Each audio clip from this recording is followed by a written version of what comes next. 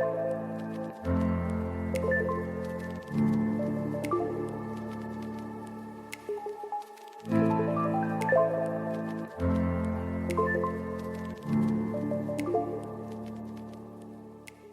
name is Dario Hasenstab. I have 2 degrees in international affairs, and I'm here with Balder Hagritz, a former university professor of mine, as well as an IR consultant. And together, we're bursting the Western bubble.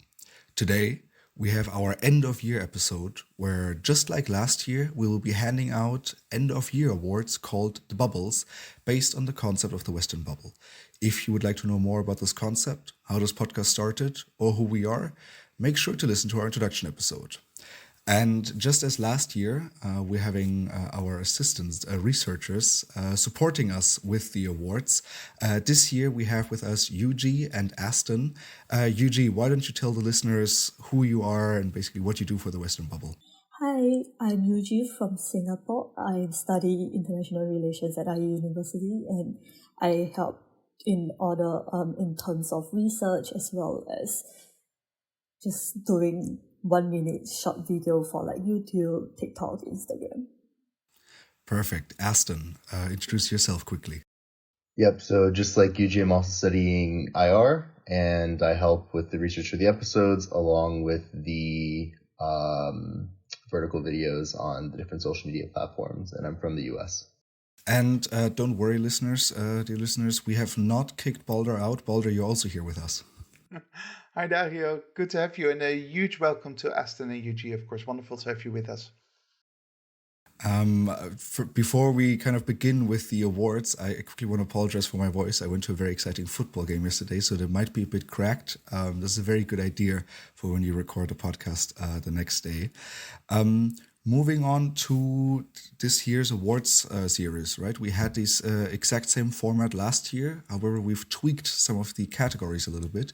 And let me take a moment to quickly introduce them to you. So we will be having 5 categories where each of us will come with an individual case that we have prepared before. We will present this case, we will discuss the case a little bit, and then we will vote and decide which of these 4 individuals deserves the bubble for that specific category for the year of 2023. The categories are the following. We have the bubble blooper, and these are unscripted moments in international affairs where you can clearly tell that the person who said these statements wasn't really thinking about them, or they kind of slipped out, and therefore they are bloopers, but they show the true identity of the Western bubble. They show these true feelings. It's basically a Freudian slip. The next category, the second one, will be the bubble booster. These will be scripted moments, right? Where politicians, with having their speech writers, having their whole team behind them, basically go out to the world and make a statement. And these statements really boost the Western bubble. Then the third category is going to be the bubble burster. And these will be individuals from within the Western bubble who basically made statements or had actions that kind of showed that they are bursting the Western bubble to a certain extent, that they're kind of kicking the West back into reality.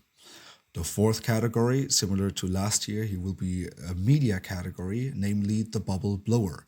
Here we will be focusing on news items, either in written form or in spoken form, that showcase the strongest Western bubble perspective and kind of really show what's wrong with the media amplifying the Western bubble.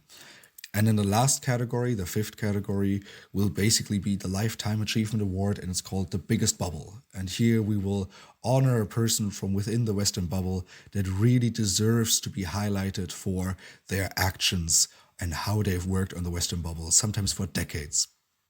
Let's start with the first category, the bubble blooper, the biggest kind of unscripted moment that led to an intensification of the Western bubble. Aston, who is your pick? Who did you bring for us today? So, as an American, I thought it would be fun to start with somebody from my country. So I picked Vivek Ramaswamy, who in one of the most recent Republican debates for the presidential nomination said on the situation in Israel and Palestine that he would tell Netanyahu to smoke those terrorists on his southern border, and then Ramaswamy would tell him, as president of the United States, I'll be smoking the terrorists on our southern border. And just that he would say something like this, where he's conflating the situation in Gaza to a situation on the U.S. border with Mexico, is kind of insane and shows how entrenched in the sort of Western bubble he is, and how he can't help but relate things back to that. I mean, this is highlighting two aspects of the Western bubble at the same time, right? First, kind of like terrorism, right? We've talked about this in an episode before. And at the same time, immigration, something that is truly worth of a bubble. And on top of that, ignorance, right? I mean, that's always fits into this category as well. The simply the statements that are coming out of the Republican field in general show so much ignorance about the world in general. And there's nothing scarier than someone who's very convinced of their own Western superiority, but who have actually very little knowledge about the realities of the world around them. See, moving on to my nomination, I have brought, well, someone or something basically, and that person is Prigozhin, the former leader of the Wagner Group. And we've also recorded an episode on this, right? Where in June of this year, we had the Wagner Group, right? A Russian mercenary group that is very active in Ukraine, supporting the Russian government in its war against Ukraine. And you could always tell that there was a bit of conflict between Prigozhin and Putin, who used to be friends. And there was a lot of struggle for power, particularly between Prigozhin and the defense ministry. And suddenly something within Prigozhin snapped, and he ordered his troops to basically drive towards Moscow. And there was even some fighting along the way.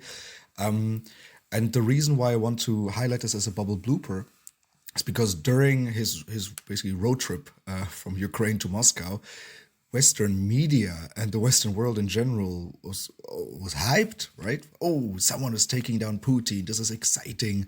The evil Russian president who's fighting the poor Ukrainians, he will now be taken down by one of his own, completely ignoring the reality of the situation, whether this is possible or not, and also ignoring whether Prigozhin would be a better president than Putin, right? Particularly with regards to the war in Ukraine.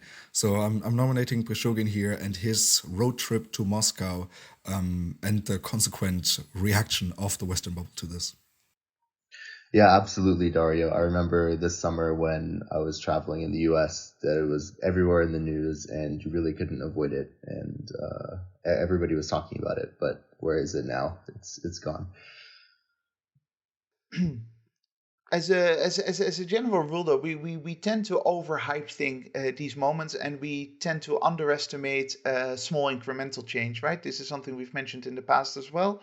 And this was one of those moments that all of our hopes seem to come alive for a moment, because we somehow secretly in the West believe that the war in Ukraine can lead to somehow the downfall of Putin, and somehow then establish a liberal democratic Russia in, like a new Switzerland.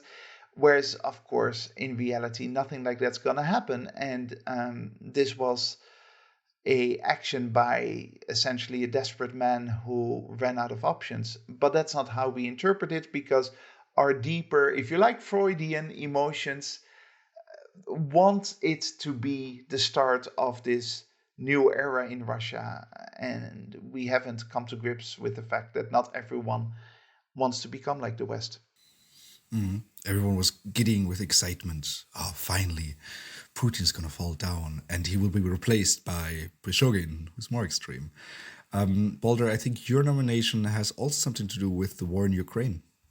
Yeah, I mean, these things like Ukraine and other big events in international relations show the Western bubble most clearly, right? Because that's when people, let's face it, they go a little bit crazy sometimes. And here, someone you would think knows what he's doing. My nomination is Anders Fogh Rasmussen, who was NATO Secretary General. And he came out, he must have thought about this. This can't have been just a blooper or Freudian slip in that sense. But he came out with the idea that what NATO should do is accept the part of Ukraine where there's no fighting going on to become part of NATO. So we're going to divide Ukraine in two parts. One where there's fighting, where the Russians and the Ukrainians are fighting on the border, and every other part of Ukraine where there's no fighting happening, and that should already become part of NATO. That would and I'm quoting here, deter Russia from mounting attacks inside the Ukrainian territory, inside NATO, and so free up Ukrainian forces to go to the front line. So here you've got a NATO leader, former NATO leader, who actually believes that what he can do is just say, okay, this part of Ukraine is still part of the war, so that can't be part of NATO because then NATO would be at war with Russia. But everything else can become part of NATO, and then Ukraine doesn't have to defend its territory there anymore, sending all the troops to the bit which isn't part of NATO yet. And the brain gymnastics that you have to go through to come up with a solution, and I use that word lightly here, for a situation like Ukraine is amazing, and it clearly shows that people are not thinking rationally anymore about how the world works. This incident in particular, right, dividing Ukraine and taking one part into NATO, also reminded me of the EU accession talks that were started with Ukraine, right? This idea that, oh, you know what, Ukraine, we can already start the accession talks because, I mean, let's be honest, the war is going to be over soon, right? That wishful thinking. And if not, I mean, we can just take in the nice part of Ukraine, right? The one where there's no war and fighting. It's far removed from reality, but it really shows the ignorance within the West towards the fighting in Ukraine. And I mean, now we're moving into the second year of the war soon, in a few months' time, and hundreds of thousands of people have died, and we're really just prolonging the suffering by now. I mean, we're moving close to a World War One type of scenario where there are trenches and people are shooting at each other from one side to another. It's a lot of young people who are dying, and there's no progress being made on either side. And the West doesn't take responsibility for any of that destruction. So they throw these crazy ideas out there trying to keep the conflict going. But there's actually no sense of responsibility of, hey, hang on, we actually are encouraging the violence to continue. We're not actually looking for a closure. We're not looking for an end to the violence. We are still kind of hoping, going back to your nomination, Dario, that somehow all of this will lead to Russia's collapse. Yeah, I think it is quite crazy to think that we can just simply ignore the reality of what is happening right now and divide the territory up like slices of cake, where you can get what you want and what you don't want, you can just simply discard it. In reminiscence of the Berlin Conference, Yuji, shall we then move on to your nomination? So we now have a U.S. Republican nominee for or basically fight for the nomination for the presidential race. We have Prigozhin on his way to Moscow. We have Rasmussen, former NATO Secretary General. Who did you bring for us? For me, the biggest bubble blooper this year was how President Joe Biden called Chinese President Xi Jinping a dictator right after their first face-to-face meeting in over a year. So if you have not seen the clip of how Secretary of State Antony Blinken cringed at this moment, I definitely recommend searching it up. It is hysterical, as you can almost see how months of hard diplomatic efforts to sort of bridge the gap between China and US totally collapsed after this comment. Yeah, this is where sometimes it's a bit unfortunate that a podcast is basically an audio only medium, because this would be really worth to clip and basically show to all the listeners, and we will definitely link it in the post description below, where Biden is just saying, yes, of course, Xi Jinping is a dictator, and you can see Blinken really, I mean, I think the word you used is perfect there, cringed and said, no, why did you do that? My hard work. Yeah, there's absolutely just total entrenchment from Joe Biden on that point of where he can't escape that mentality from the 20th century of where the West and the good guys, and I think that quote and that blooper from Biden really kind of shows it all. It fits his entire psychology, right? This was probably of the four the most actual Freudian slip, right? It was essentially showing his inner emotions, despite having had productive meetings and all having had to play nice with each other. Here comes his real feeling out. By the way, it also shows the problem with labels like that, right? As if the word dictator conveys any real meaning. I mean, it is basically an emotional response to the Chinese system, but it has no analytical value to call someone a dictator or not. And with this, we have all of our 4 nominations. We kind of talked over them before, and we decided.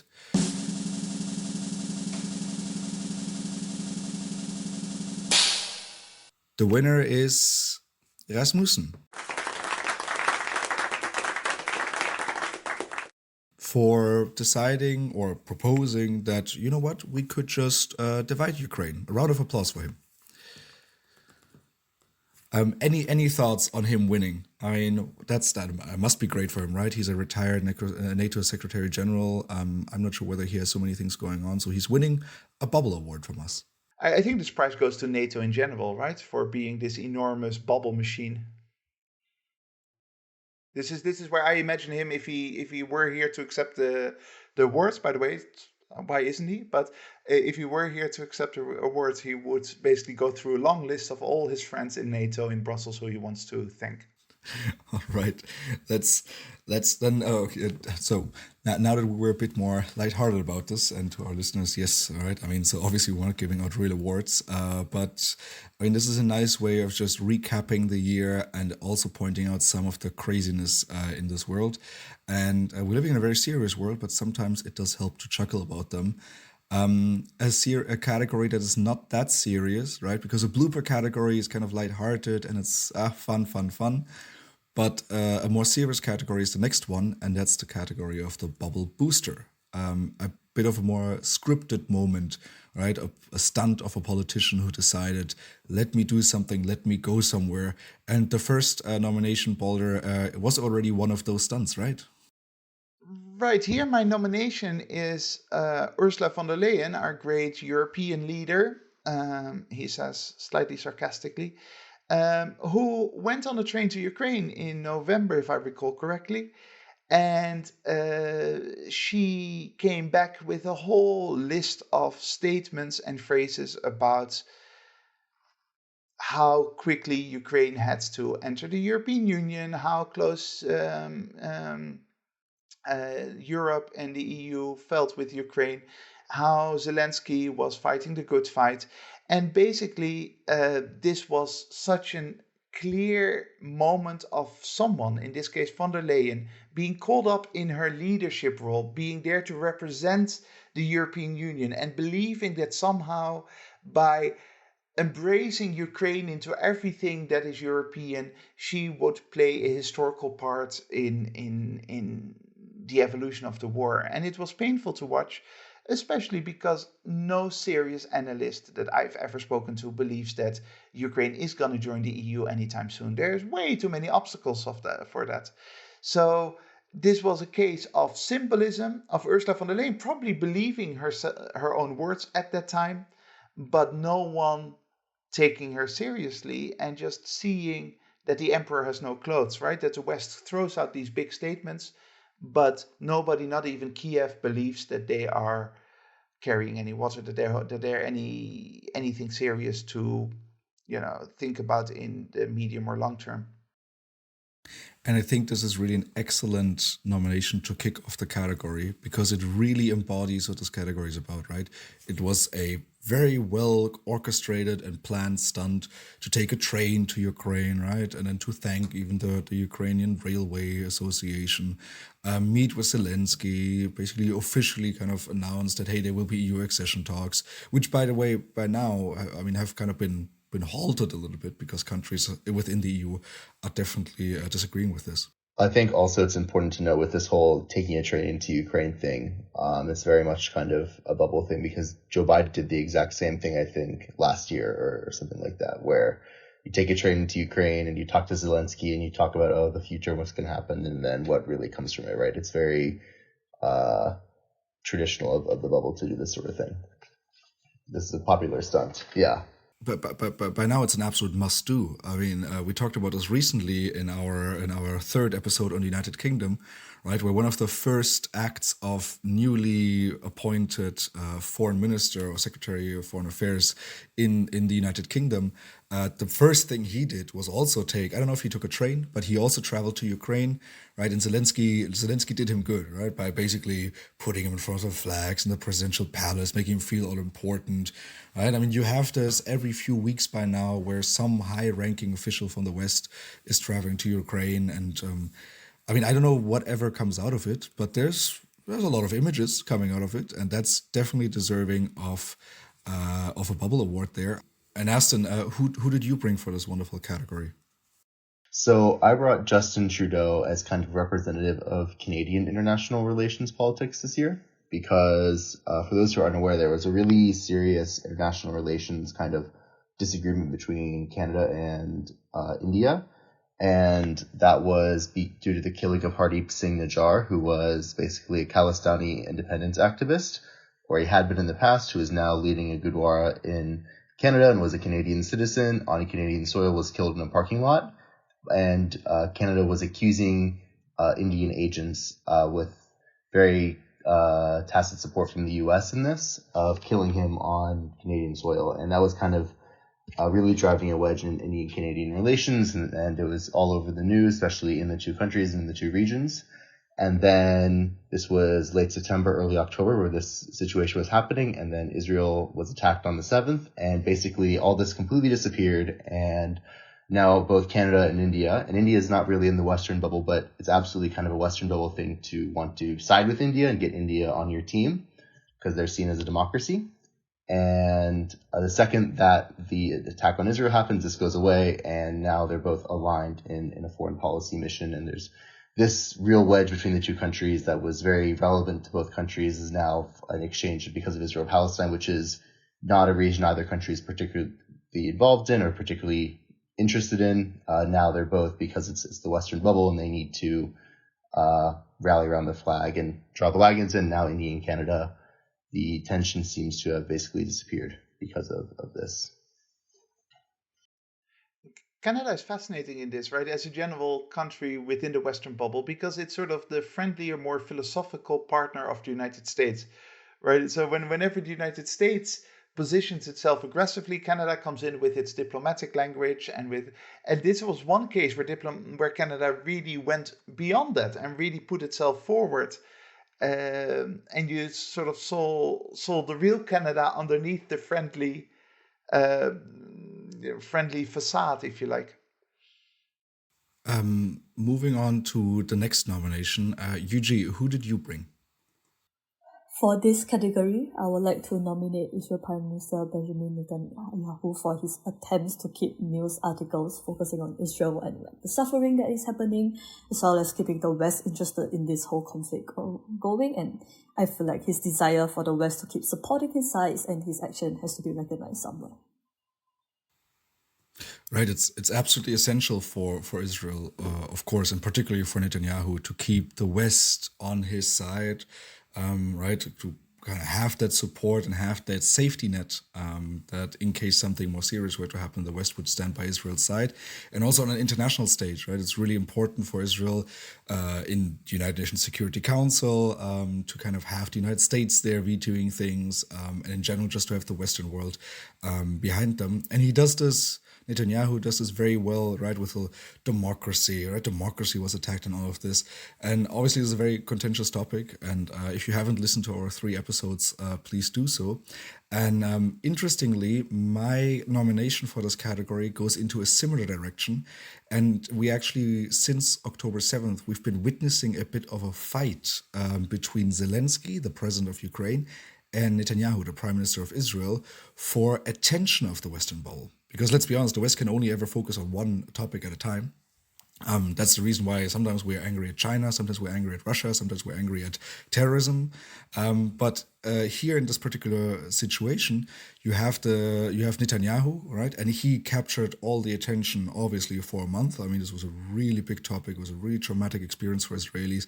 And then you have basically the reverse effect of now Israeli offensive against Hamas in Gaza, leading to a lot of humanitarian suffering there. And suddenly you have my nomination creeping up basically on the international stage. And Zelensky is appearing again and even stating publicly that he's really concerned that the entire Israel situation is draining Ukrainian resources from the West, right? It's first of all draining attention, military support, financial support. And this then all culminated in when Zelensky basically planned a visit to Israel, and the Israelis conveniently kind of leaked it to the press, and there wasn't a real interest, because if Zelensky comes to Israel, then you kind of have a bit of attention back on Ukraine and not on Israel anymore. So I think those two almost go hand in hand. This clearly shows both these cases show the temporal aspect of Western attention, right? That in many ways, when the Western bubble gets actively engaged with foreign issues, with foreign policy, it is because of a popular wave among its own population, and diplomats and leaders respond to that.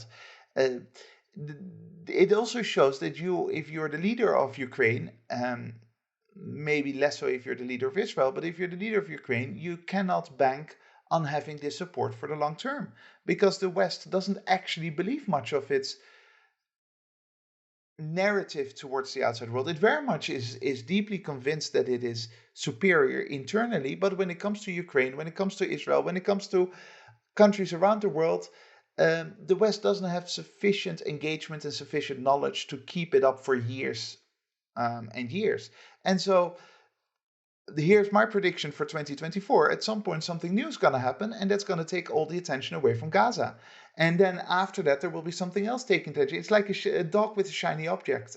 The West very much behaves like that because they don't really know or care about the actual violence and the actual conflict that's taking place around the world.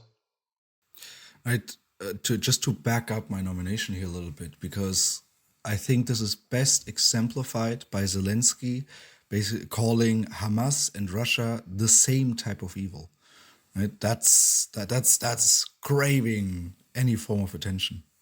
And I mean, you can see this even, especially online, you can see the fight between these two, right? And you can see when you go to a newspaper website now, any of them now, instead of Ukraine section being on the front page, now it's what's happening in Israel and Palestine that's on the front page. And maybe Ukraine is a couple spots down, but now they kind of got to compete for that top spot. For this category, we actually had so many nominations that we decided to have a few honorable mentions. The first one, and I always promise any foreign minister in particular that they have a 2-year period in which I will not criticize them heavily. This 2-year period is now over for German Foreign Minister Annalena Baerbock. The government has now been in charge for 2 years. And I must say that what a terrible foreign minister she is. She has managed to reverse basically decades of German foreign policy tradition of, well, we are Germany, we really messed up during the Second World War. So we're going to focus on soft power, we're going to focus on conflict resolution, and we're not going to, basically toot the horn of the West too much, because we also have a very close history with particularly the East. And this has been completely reversed on Russia-Ukraine, and this has also been reversed on Israel-Palestine to a certain extent. So Annalena Baerbock unfortunately didn't make it into our nominations, but I did feel like she needed to be highlighted for reversing German foreign policy and basically spiraling it into the Western bubble. I can vouch for the fact that there's hardly a week that goes by without Dario having a little rant about her. So it's only right and proper that we mention her here, right?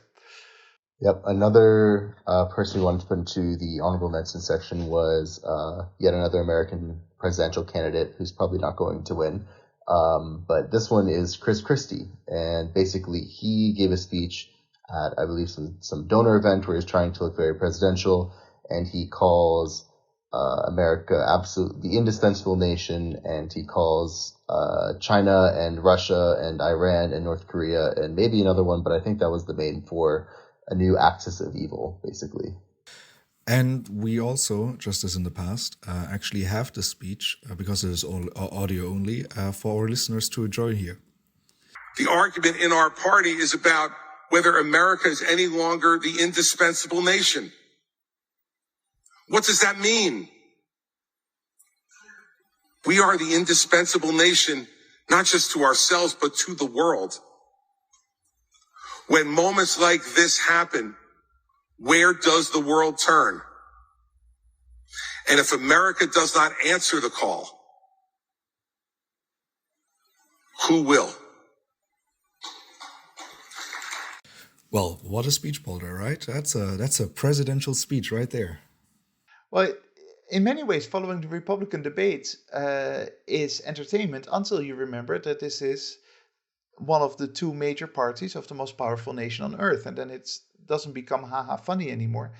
Of course, what Chris Christie is doing here is catering to his electorate. He's trying to get the nomination. This is a speech aimed at Americans, not aimed at the world. But the fact that you can still say these things that you're saying, still pretending that the United States is there like the shiny light on the hill for the rest of the world to follow. And if the world doesn't follow, then they will be thrown into the Chinese darkness somehow, is of course very indicative of how deep some segments of the West are still in their bubble, and how far away they are from actual reality, because the rest of the world listens to this and thinks, what are you going on about? Absolutely. What are you going on about? And that's what we thought for all 4 nominations, but there's only one winner. And that winner is Justin Trudeau. And Canadian politics. Applause for Justin Trudeau for finally making Canadian politics relevant. It only took a complete 180 on his foreign policy, pivoting right back into the Western bubble to do so. And from this, let's move on to the next category, to the third category, the category of the bubble burster. Someone who saw through the Western bubble or simply had to accept reality as it is, that the West is no longer the strongest force out there, and that the rest of the world is actually starting to turn away and say, dear West, this is none of our business. Please keep that to yourselves. And let me actually start here with Antonio Guterres, the UN Secretary General, who despite his European citizenship, he's Portuguese, and despite some of his more pro-European acts as a Secretary General in the last few years, has actually been, for me personally, surprisingly bursting of the Western bubble with regards to Israel-Palestine.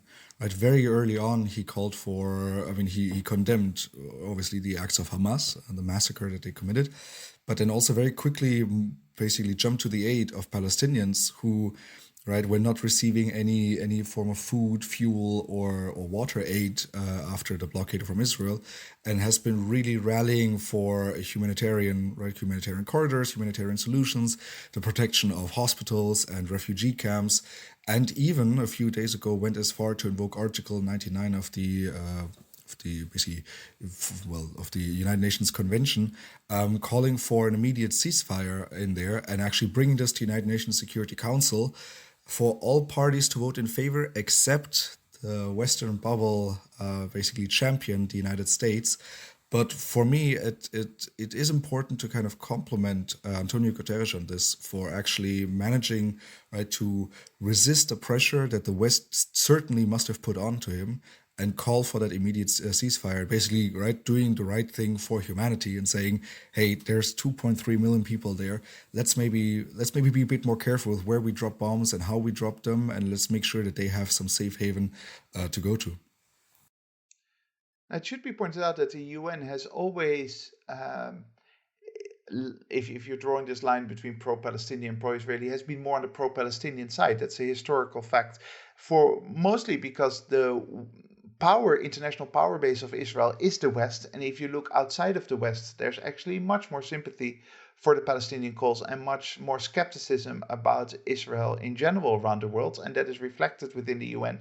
So in many ways, he is voicing the concerns and the behavior of his own constituency, right, of the United Nations, but he does so very actively and more aggressively than he needs to, and yeah, it's good to give him credit for that.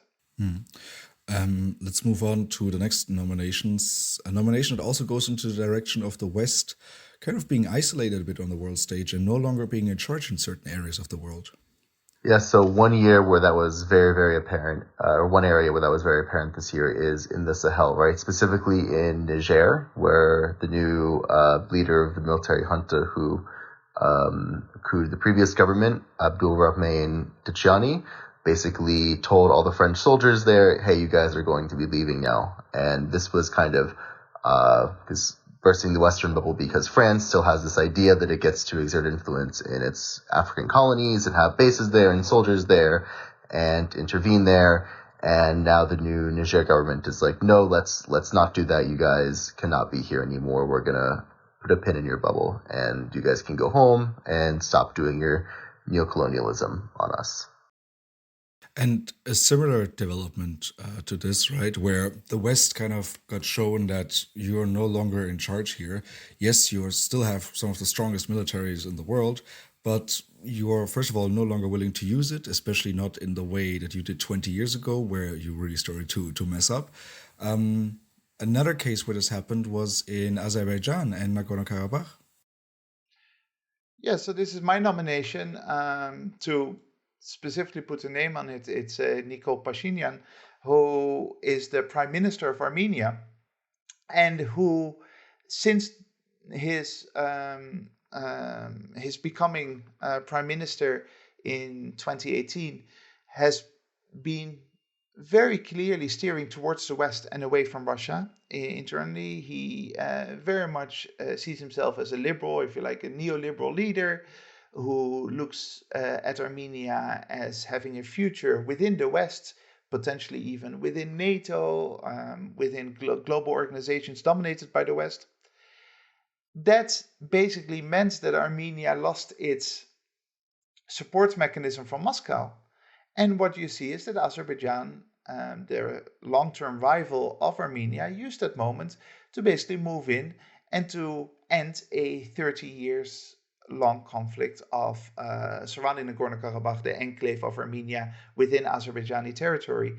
Now, what is particularly interesting here is not so much that Armenia, by losing the support of Russia, lost its defense mechanism against Azerbaijan, but it's that the West had absolutely no answer to this. They didn't know what to do. They didn't know how to position themselves. They didn't know if they should even make any diplomatic statements, because technically this all happened within Azerbaijani territory.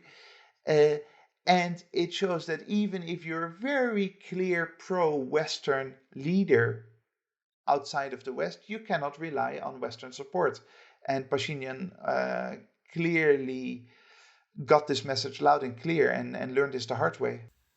And I think exemplary of this is the European Union sending observers to Nagorno-Karabakh a few months ago, and basically celebrating this as a huge diplomatic win to maybe assure some humanitarian goods to Nagorno-Karabakh through occupied territory of Azerbaijan.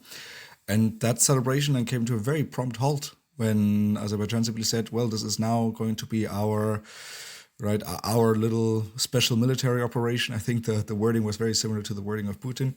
And went in there. The result was 100 to 150,000 refugees from Nagorno-Karabakh, Armenians who then had to flee to Armenia. But to be honest, since then we haven't heard about it. It's basically, it's done, right? I mean, the West has lost interest, the West has lost power, so it's done business for the West. Mm-hmm. I mean, in terms of Nagorno-Karabakh, you can see it's almost brings some similarity back to what I was talking about with Justin Trudeau, and how there was a whole international relations debate between India and Canada, and then Israel and Palestine happened, and it kind of went away. That's almost a similar situation to what happened in Armenia and in Nagorno-Karabakh, is that was happening in late September, early October, and the West very quickly lost interest when something else happened. Yuji, who is your nomination for this category? Well, although the bubble is proven by many episodes in this podcast can be quite hard to burst, I would like to nominate French President Emmanuel Macron for his recent comments on Europe's take on Taiwan. He was quoted as saying, and I quote, "The question we need to answer as Europeans is the following. Is it in our interest to accelerate a crisis on Taiwan? No. the worst thing would be to think that we Europeans must become followers on this topic and take our cue from the US agenda and a Chinese overreaction. And I thought this nicely burst the bubble of thinking that the Western bubble will thinks that you can control every part of the world and it's their responsibility to be in each and every crisis and to make sure that things don't happen. Sometimes stepping back might be a good way to solve things as well. What was fascinating about this is the enormous reaction afterwards when he said that, right? The hatred that he got for suggesting that Europe should actually probably just also try to do business with the second largest economy in the world, and that maybe they don't need to take a position on everything all the time.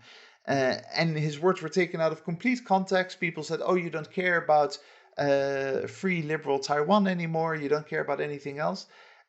In many ways, his words seemed quite reasonable, and the reaction against those words showed how deep people are still very much dug into the bubble. Very much dug into the bubble. However, when it comes to who burst the bubble the most, the decision we've made is Antonio Guterres. Because I think you can really commend him for for kind of stepping up at the United Nations, particularly in this environment where the West is very, very much lobbying for Israel here, and particularly the United States. I'm sure he did not win any friends over from the West here, and I think we can actually commend him for this. Moving on to the next category, and this is the one, right, and our very long-term listeners will notice that I like to criticize the media a lot, particularly for the Western bubble thinking. Yuji, there was one article that you basically sent to us in preparation for this episode that really shines through here. What was that article about? What's your nomination? So I'm nominating this article written by The Economist titled "Only America Can Save Israel and Gaza from the Greater Catastrophe," for its take on this raging conflict in the Middle East, which screams white savior complex and Western idealism to the fullest, that only America can be the saving person for Israel and Gaza conflict, which does not help to resolve the conflict or give any potential solutions. It's just the whole idea that, yes, the West and America is the big savior. White savior complex all over again. And I mean, this is exactly, that sort of article you'd think would be, it's almost reminiscent of the idea of the transatlantic alliance, right? Because Britain is in a special relationship because The Economist is a British institution, right? British newspaper. And here they are writing about, America in incredibly favorable and positive ways. I don't think you'd ever get an American publication writing about the UK in that way. And you see this pattern quite a lot, right? Where the analysis is about us, the West, the United States, Europe, so somehow being the good guys, completely ignoring the past 80 years where the United States has played an enormous role in this conflict and hasn't been able to solve anything. In fact, I think there's a very obvious case to be made that they've exacerbated the conflict with their foreign policy. So ignoring the past and just waking up today and thinking, hey, the United States, surely they are a source for good and they are a source for solutions, is an incredible example of bubble thinking. I mean, the part from the article that best shows how deep in the Western bubble the author is the sentence where it says, Iran, Russia, and China are profiting from the mayhem, right? So there's a terrible crisis happening in the Middle East between Israel and Gaza. And yeah, of course, the Chinese, right? The Chinese are the ones who are winning here the most. And the Russians, of course, they're benefiting from it hugely.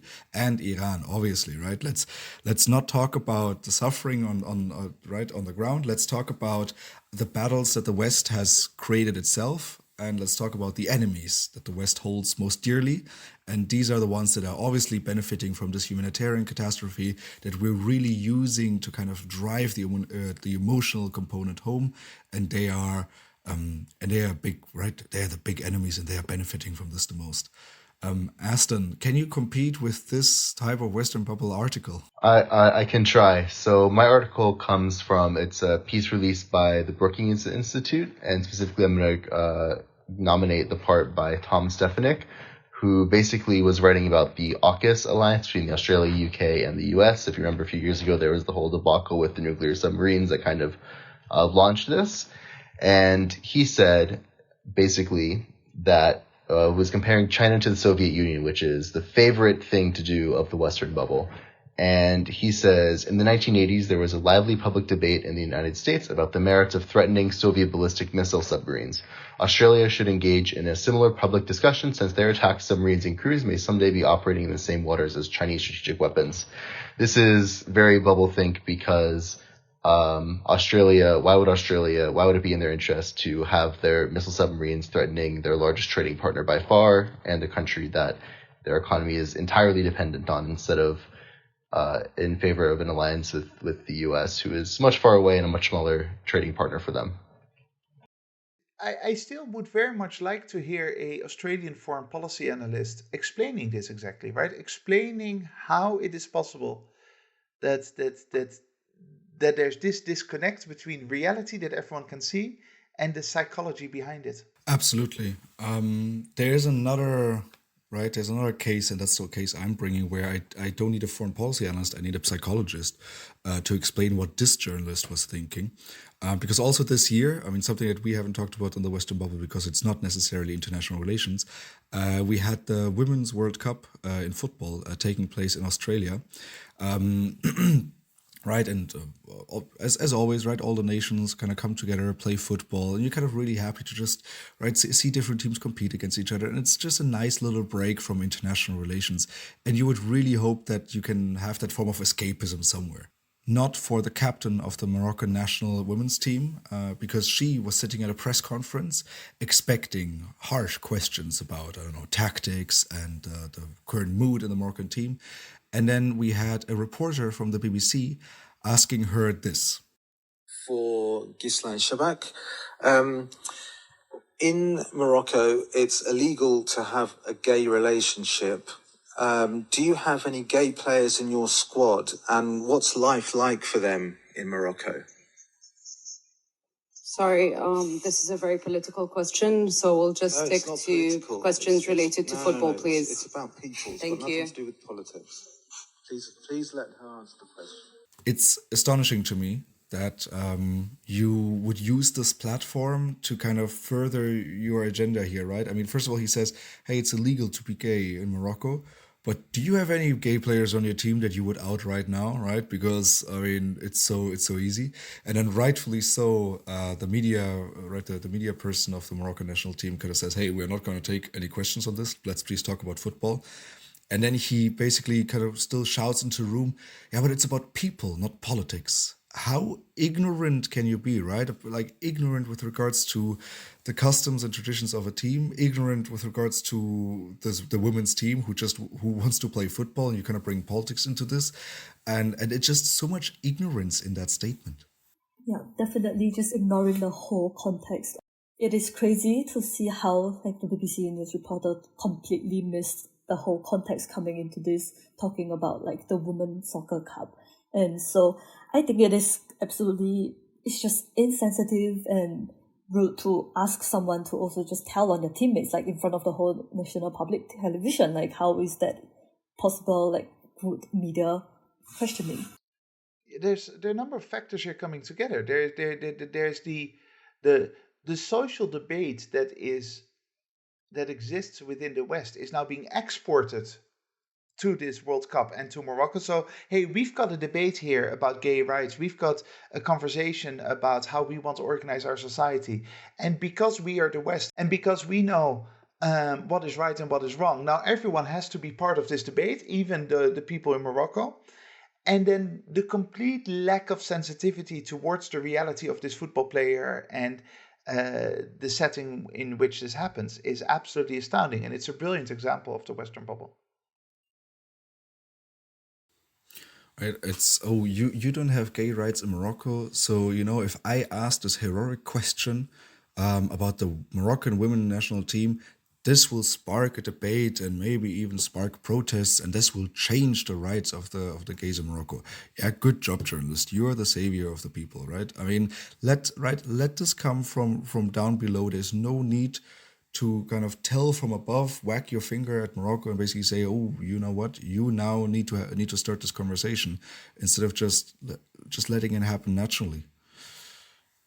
Do you know what? I don't even know if the journalist, obviously I can't look into his mind, but if he had this big grandiose vision, it could very well be just an automatic assumption that it is his duty to bring this up wherever he goes, right? It is so being filled with Western thought and Western arrogance that the whole bigger question of what he's actually doing with Morocco never crossed his mind.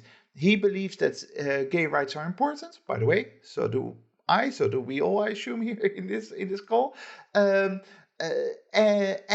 that's the only thing that matters. And there needs to be no sensitivity towards cultural differences, or just the fact that you're here in the sports arena where this is not about politics. No. It needs to be pushed out. Again, such a good example of how we are brainwashed into thinking into certain patterns. But Balder, remember, it's not about politics, it's about people. Sorry, Aston, I forgot. Yeah. Exactly. It's always about the people.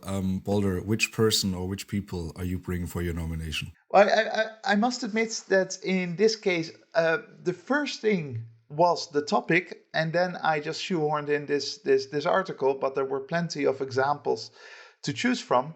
I obviously wanted to talk here at the end of 2023 about the beginning of 2023, where the world, certainly the Western world, went crazy for a few days when it came to Chinese spy balloons. The story of a Chinese balloon drifting into US airspace. Supposedly it was headed to Hawaii, but then it got off course and it crossed into mainland USA. And the insanity and the sort of almost the panic around that, oh no, the Chinese are spying on us, was fascinating to behold, because of course the United States and Europe are spying on the Chinese, and the Russians are spying on the Chinese, and the Chinese are spying on others. There's nothing new about that. The use of balloons is nothing new, but there was this enormous hype, and that led to an awful lot of bad articles being written. And it was very easy to find examples of the Western bubble in this topic. The one that I chose is from Jill Goldenziel, who is a reporter, journalist for Forbes.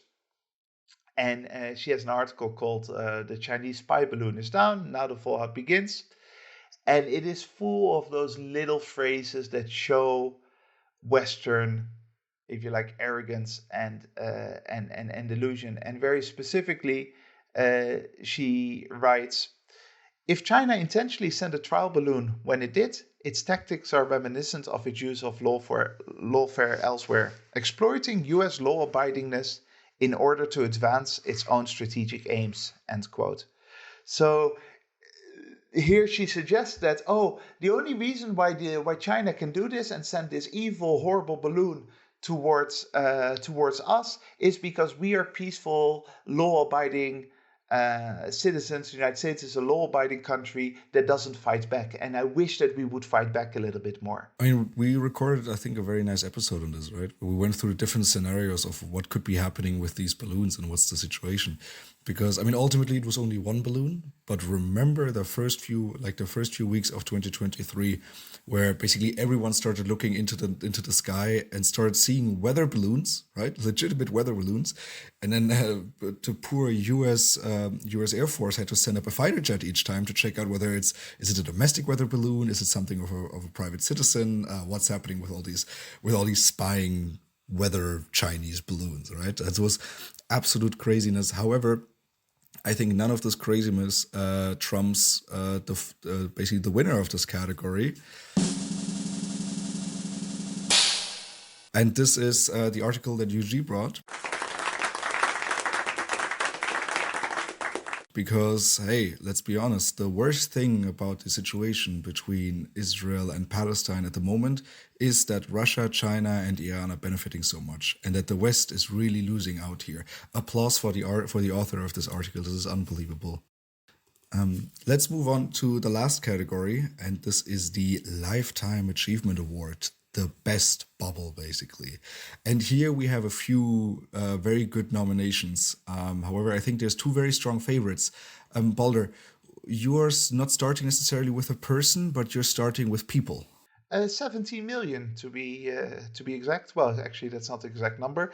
I'm talking about my own lovely people in the Netherlands, my fellow Dutch citizens. I met a couple of people here in Spain over the past few months who come from the Netherlands. None of them were even aware of the Dutch airstrike on Hawija in 2015, where over 100 Iraqis lost their lives. This was done by Dutch F-16s. I've talked about it quite a bit in the podcast. I also talk about it at university quite a bit, because it is such an example of the Dutch population being completely blind to its own foreign policy. The US government puts an awful lot of pressure on the Netherlands to participate in military operations. The Netherlands goes along with that in Iraq, in Libya, in Syria, and in Afghanistan. As a result, the Netherlands is responsible for significant loss of civilian life throughout the world. The most egregious example recently is this Hawija case of 2015. And Dutch people have no clue about it whatsoever. The Dutch population believes their country to be a force for good, to be peaceful, to be kind to others, and has no idea of the damage that Dutch F-16s and the Dutch military is inflicting across the world. If there isn't a better example of a bubble than that, I don't know what that would be.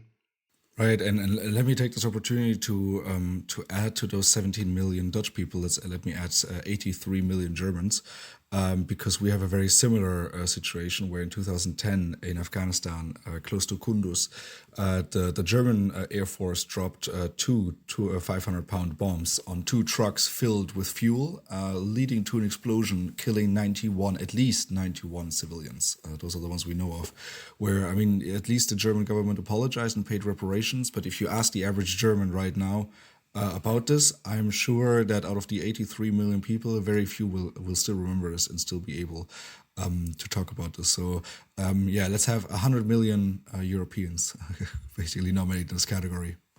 You can probably also add another over 300 million Americans as well onto that count of not being able to know what their countries have bombed and not bombed in Afghanistan and in Iraq.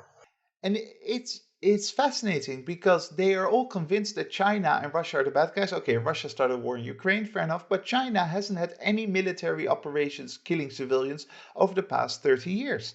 And somehow in our minds, in Germany, in the United States, and in the Netherlands, when we walk down our streets, we think of China as this menace to the world. And we believe ourselves to be this force for good, making the world a better place. And it is so far away from reality. Ask all those literally hundreds of thousands of families who lost their loved ones because of Western foreign policy. Ask them how they feel about this. Somehow we are so deeply caught up in our bubble that we don't have any understanding of how the world outside of the West operates. And this is very closely connected to my nomination, and that person is a familiar one to avid Western Bubble listeners. That is Simon Tisdall, a writer on foreign policy for The Guardian. We've picked him apart already in 2 episodes, which, and I'm happy to say this, are basically the 2 highest ranking videos if you Google Simon Tisdall on YouTube. So he's my nomination for time and time again giving Balder and me a reason to send each other a WhatsApp message with his article and just lose our minds over how deeply, deeply ingrained the Western bubble is within him. So Simon Tisdall receives my nomination. Yuji, who do you nominate? Is it also a British person? Well, guess who it is. So I would like to nominate former UK Prime Minister Liz Truss for this award. As surprising as it is, her 49 days in office left her deeply inspired to write a new book titled 10 Years to Save the West. In this, she warns against authoritarianism and the threat from adopting fashionable ideas propagated by the global left. She also argues why Ronald Reagan and Margaret Thatcher should remain as the guiding lights for conservatives on both sides of the Atlantic. And it is crazy. I can't wait for the book to be out. I would definitely get a copy myself just to see the kind of things that she'll be writing, very inspired by her premiership. Absolutely. Again, avid Western Bubble listeners will know that Liz Truss is a crowd favorite and a podcast favorite from us. We've recorded plenty of episodes on her during her 49 days in office. And trust me, there will be an episode where we will be reading from her book in 2024 once it's published. I'm really looking forward to reading this book and seeing how we can save the West. I wish there was a video of the moment where Yuji told Dario about the existence of this book. I've never seen him so happy and excited in my life. Absolutely spot on, right? The fact that I didn't know that she was writing a book surprised me because, right, I have a Google alert counter on hers that always tells me, okay, what's the next crazy thing that she does? But there's one more person that we at least need to talk about for a nomination. Aston, who are you bringing to the table? I don't think it would be fair to give a lifetime award to somebody who has not lived a very long life in the Western bubble, and there's nobody who's lived a longer life in the Western bubble than my own president, Joe Biden. He's already appeared on the list once when he called Xi Jinping a dictator, but I think that his many years of service to the Western bubble, rising from a mere member all the way to the leader of the free world, that's been his dream for a very long time. He's wanted to lead the Western bubble, and now he's doing it. He's bringing the Western bubble mindset right back into the forefront, and he is very happy there. And so I think that he is very deserving, especially considering a lifetime award. Liz Truss, Tisdall, they are people who they have a long future in front of them. Joe Biden, we can be less sure about that. So I think that we need to get it in before it's too late. Make him feel recognized, basically, Aston. Mm-hmm. Yeah, I mean he's been going for a long time. He wanted to be the president, so we might as well just save the best for last with him. Absolutely, and I can already tell you that Joe Biden wins. He wins this category, and with this, we basically end the Western Bubble Awards. I think we picked some great winners. Just to recount them very quickly, the biggest bubble blooper was Rasmussen, the former NATO Secretary General, who proposed a plan to simply divide Ukraine and have the western part added to NATO already, and the other part where they're still fighting left, well, that one can join later. Then we have the winner of the bubble booster, Justin Trudeau, for going 180 degrees on his foreign policy, where first he was a bit unhappy with India, and as soon as India and Canada were standing on the same side in Israel, in the Israel-Hamas conflict, Justin Trudeau suddenly couldn't remember the troubles that he went through. Then, who was the biggest bubble burster? Was Antonio Guterres, the Secretary General of the United Nations, for, in my opinion, given the pressure the Western bubble can exercise on someone like him in his position, for being very courageous in that sense to actually put a resolution to the vote in the United Nations Security Council of calling for a ceasefire, an immediate ceasefire in Gaza. And then we have the biggest bubble blower. Here, the article, Only America Can Save Israel, and why Russia, China, and Iran are benefiting from the Israel-Hamas conflict. And then we have the biggest bubble, and this one is obviously going to Joe Biden for at least 60 years of service to the Western bubble. I think when we sum up this year, there was a lot of Ukraine. A lot of nominations were about Ukraine. There was a lot of Israel-Palestine. Because those were simply the two dominating topics of this year. I truly hope that next year we might be able to have more nominations, or maybe just less sad topics. Maybe more about Biden calling Xi Jinping a dictator, and less about so many people dying. This seems like a great moment to end today's or this year's awards episode. If you have any questions, comments, or regards, make sure to send us an email to thewesternbubble@gmail.com, and we will try to incorporate them in our following episodes. Thank you very much to the listeners for joining us today. Make sure to join us again next year when we burst the Western Bubble.